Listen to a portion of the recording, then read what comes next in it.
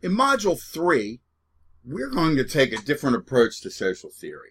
Based on the theories of Karl Marx, we look at not how society hangs together, how community is established, and how we come up with a common sense of the social order, but rather how groups act and have access to resources in an unequal, asymmetrical way, sometimes at the expense of other groups. But before we get into the intellectual underpinnings of conflict theory and Marxian theory, I want to look at the learning objectives for Module 3.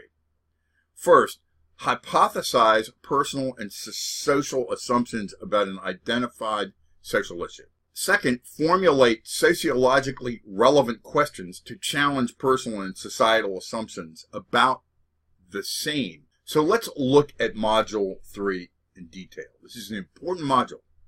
We're already 1/4 through the course, and in Module 3 we accelerate towards the final project with a review of conflict theory and a more detailed expository look at the subject of our movies through a sociological lens. Here's the discussion post. Think about the film you are analyzing for your final project. Choose one particular issue that you would like to focus on. What sort of assumptions and biases about this issue might you expect different audience members to bring to the film? Does the film reinforce or challenge these expectations? Formulate 3 to 4 research questions you might ask in order to gather information about preconceived notions and biases regarding the social issues represented in your film. In response to your peers, add 1 or 2 additional research questions to help them identify preconceived notions and biases. Here's an example. Around the same time that Boys in the Hood came out, Ice-T came out with his group Body Count, which was his rock and roll band, came out with the very controversial Cop Killer. Okay?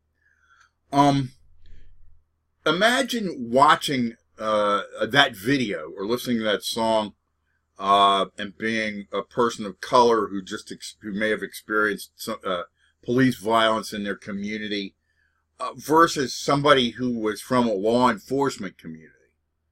They're definitely going to have different perspectives. They're going to bring very different interpretations, subjective interpretations of that kind of cultural artifact to the plate, just as people who will watch Boys in the Hood.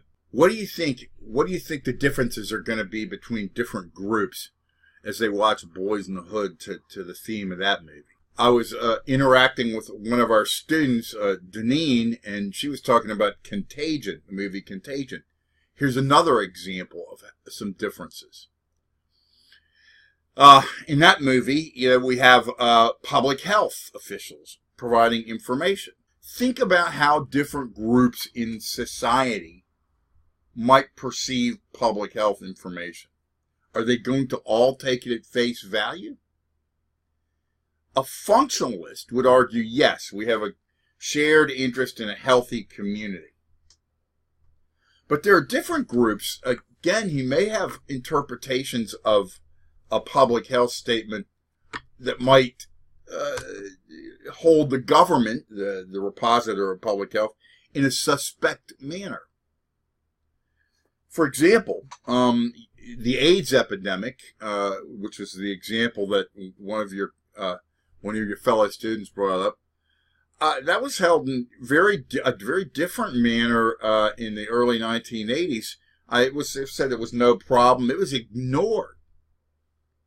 So if a public health statement is made about, some sort of sexually transmitted disease, and I was, for example, a gay person or a person of color, or there were other groups in the early 1980s who had experienced more risk from AIDS, I'm going to, and having had that in my history, I would look more skeptically at a public health statement made by the government. There's some other examples of this. If I were let's look at the government's rather violent and racist history in terms of experimentation on people of color in the 20th century. The infamous Tuskegee. You might see a different response between groups of majority groups and minority groups in terms of their assessment of the degree of skepticism to which they would approach a statement made about public health based on history theory. When we talk about social class, we're basically talking about something that a group that exists in an asymmetric relation with other group or groups. What do we mean by asymmetric?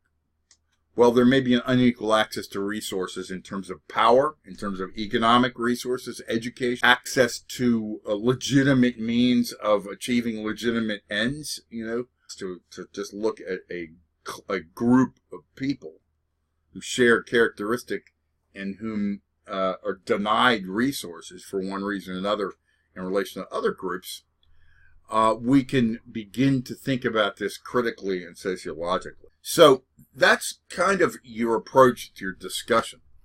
What I want to look at now is milestone 1 and the final project rubrics so that we begin with the end in mind.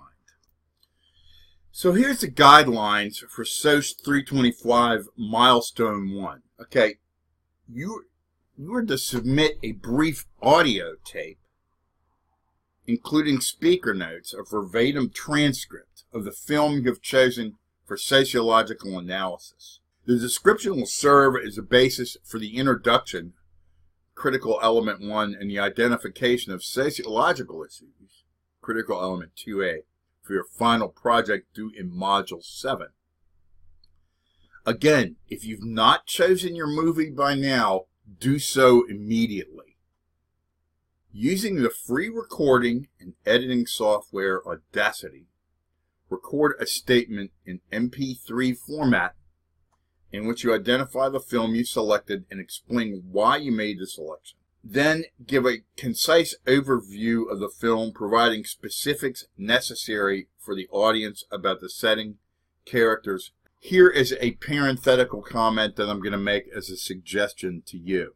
If you Google the letters I, M as in Martha, B as in Beaver, D as in Dolphin, IMBD, you will get a database of movie synopses. This is a great place to start. Do not quote them verbatim, but you can certainly read them and get an idea of how to summarize a movie plot from those, and you can then begin to model without copying the work your summaries from there. So you want to address the following points. I'm not going to read through theirs. I'm going to ask you. So to download Audacity, there's a tutorial link here in the text of milestone 1, and there's also the use of Audacity. Okay, if the installer prevents you from being downloaded, choose the link for the zip file instead, and then you're going to have to download another thing called a LAME, L-A-M-E. I don't know why they named it that, MP3 encoder. And you'll be prompted to download it when you choose File, Export Audio, Save as Type MP3 files. Or you can download the instructions from the link here. Okay, so basically, each element is worth 18 points for a total, 18 points, and then there's articulation. That's kind of mechanics, okay? So you're basically going to be doing a sociological analysis, briefly, and you're going to need to review those, and how that, what that looks like. So let's go back now and look at, so that's the rubric, for milestone 1. Okay? Please know, also let's look at you also want to look at the final project guidelines and rubric document. Now, in another file, I'm going to be providing you some information which may help you to examine some of the elements from chapters 1 and 2 in terms of functional analysis, as well as an approach to conflict or critical analysis that we're going to be covering in chapter 3. Hopefully this will help, this will work out for you, and everything will be good, and we can move ahead here. I'll be giving you some more detailed directions or some feedback as you move through this assignment. So the earlier you get it in, the better. Please remember, your initial posts for your discussions are due Thursday. Your responses to your classmate are due Sunday at 11:59 p.m. as well as this milestone 1. Take care. Okay, folks, if you, upon completing the watching of this video, email me the words EYESEE, you will get 1 extra point on 1 assignment for having been a good and mindful student and for having watched this video until its completion. Okay? Thanks.